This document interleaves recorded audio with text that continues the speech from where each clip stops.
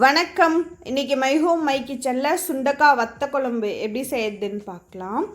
வத்த குழம்பு செய்ய தேவையான பொருட்கள்: நல்லெண்ணெய், கடுகு, உளுத்தம்பருப்பு, வெந்தயம், வரமிளகாய், பெருங்காயத்தூள், கருவேப்பிலை, மஞ்சத்தூள், மிளகுத்தூள், ஜீரகத்தூள், கொத்தமல்லித்தூள், மிளகாய்த்தூள், உப்பு, பூண்டு, சின்ன வெங்காயம், புளி, வீட்டிலேயே செஞ்ச சுண்டக்காய் வத்தல்.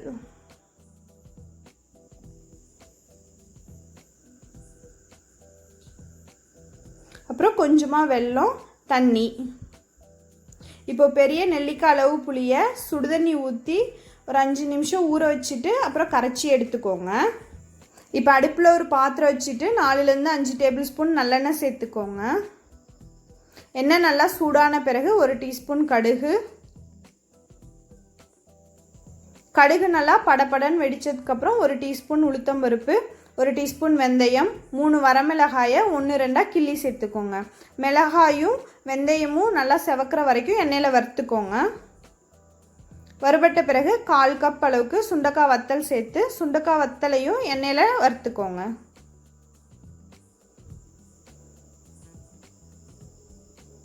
சுண்டக்காய் நல்லா வறுபட்ட பிறகு 15லேருந்து 20 சின்ன பூண்டு பல், 15லேருந்து 20 சின்ன வெங்காயத்தை 1-2 நறுக்கி சேர்த்துக்கோங்க.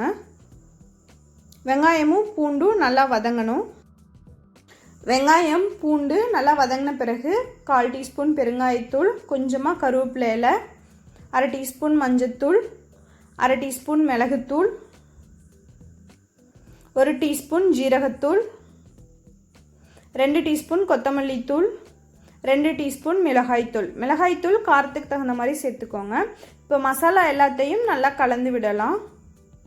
மசாலாவும் கொஞ்சம் நல்லா வறுபட்ட பிறகு நம்ம கரைச்ச புளி தண்ணியை உள்ளே சேர்த்துக்கலாம். சேர்த்துட்டு இது கூடவே 1/2 கப் அளவுக்கு தண்ணி சேர்த்துக்கலாம். தண்ணி நீங்கள் கொஞ்சம் அதிகமாக கூட சேர்த்துக்கலாம். ரொம்ப திக்காக இருந்துச்சுன்னா தண்ணி அதிகமாக சேர்த்துக்கோங்க. இப்போ நல்லா கலந்து விட்ட பிறகு நல்லா கொதிக்க ஆரம்பிக்கும். இந்த மாதிரி நல்லா கொதிக்க ஆரம்பிக்கும் போது தேவையான அளவுக்கு உப்பு சேர்த்துட்டு கலந்து விட்டுட்டு மூடி போட்டு மூடி வச்சிடலாம்.